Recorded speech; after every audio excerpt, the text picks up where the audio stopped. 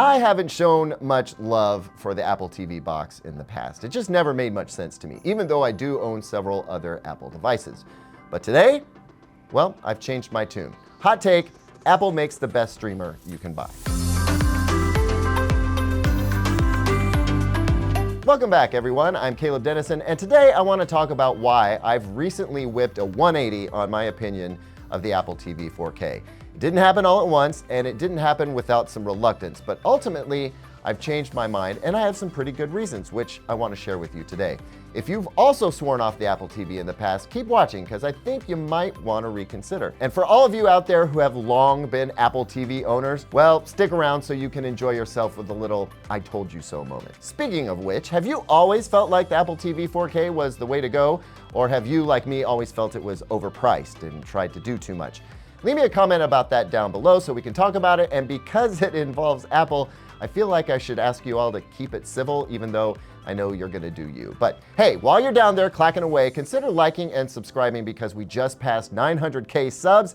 And with your help, we'll make it to 1 million. And when we do, I'm gonna give something awesome away, but only subscribers will be eligible. Okay, thanks so much. Now let's do this Apple TV thing.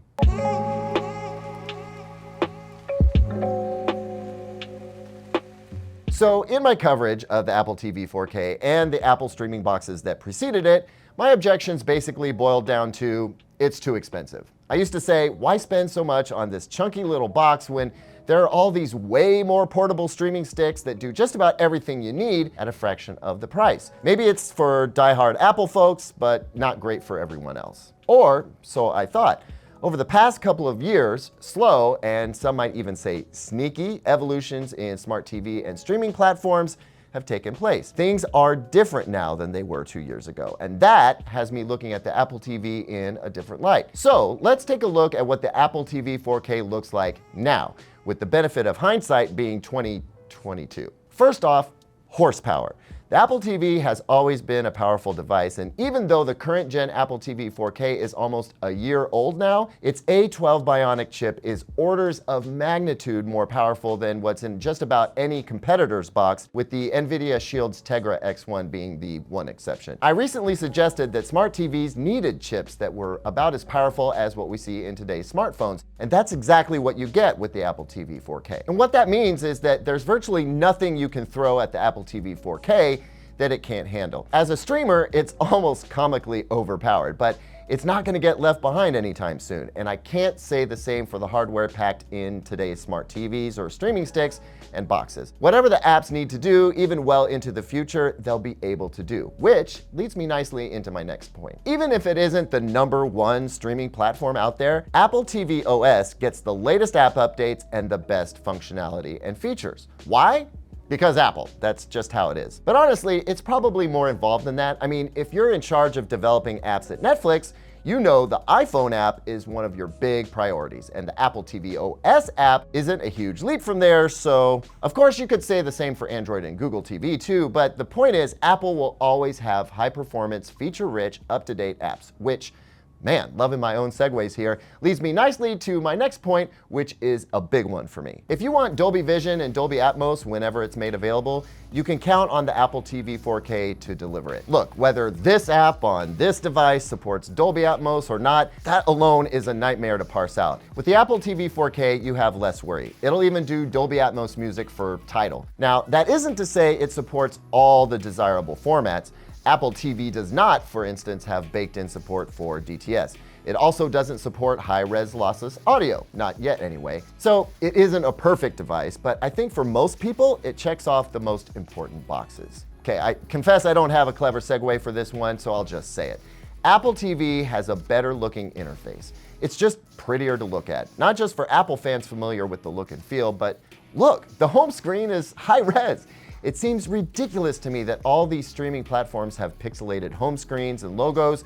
Apple TV 4K just looks better no matter what you're looking at. So there's a bunch more to love about the Apple TV 4K, especially if you're already an Apple device user. And yes, all these things have been true for some time, and I haven't even gotten to the one big reason the Apple TV might be the most desirable streaming box yet. That's coming in a second. But if you weren't aware, here's a few other features I think Apple TV users appreciate. It supports multiple user profiles.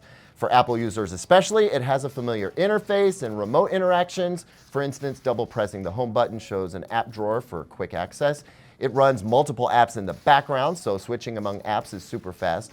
Its search function is now pretty solid and shows you where you can watch what you want to watch and whether you can watch it for free or not. You can easily use AirPods with the Apple TV for private listening, and this is a big one for me. It offers recommended content, but it doesn't feel intrusive. And I've seen a lot of complaints about that in comment sections and forums. But the biggest reason I think the Apple TV may be my go-to streamer for the foreseeable future, no ads. And along with that, more privacy. What's really changed over the past couple of years is that ads have started to creep into every conceivable nook and cranny of LG's WebOS, Samsung's Tizen, Roku, and though to a slightly lesser extent than those others, Android and Google TV.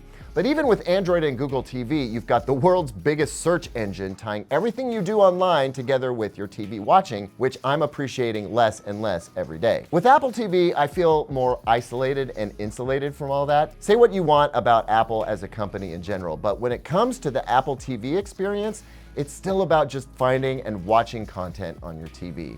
For me, using Apple TV more recently feels like a breath of fresh air. And that's what's new for me here. That's why I'm doing a 180 on the Apple TV. Yes, it is more expensive, but even if all it offered was an ad-free experience, I'd say the price you pay is worth that ad-free experience. I don't know who said it, but it rings pretty true. If whatever you're using online is free, the price is your data. All you need to know this is true is wade through the terms and conditions involved in setting up pretty much any smart TV. Anyway, when you tack all the power and features and convenience the Apple TV 4K offers onto its ad-free experience, well, all of a sudden the primo price you pay starts to make a lot more sense. How long will this last? I don't know. I hope Apple sticks to its guns here and keeps the Apple TV experience looking and feeling like it does now. But for now, I think if you're finding yourself frustrated with the experience you're getting from your streaming set-top box or your smart TV, take another look at the Apple TV 4K. It might relieve some of that stress. Sure, it took me a few years of mounting frustration to figure this out, but better late than never, right? Thanks as always for watching, everyone. Let me know what you think in the comments down below. Please consider liking and subscribing, and here's 2 other videos I think you might like.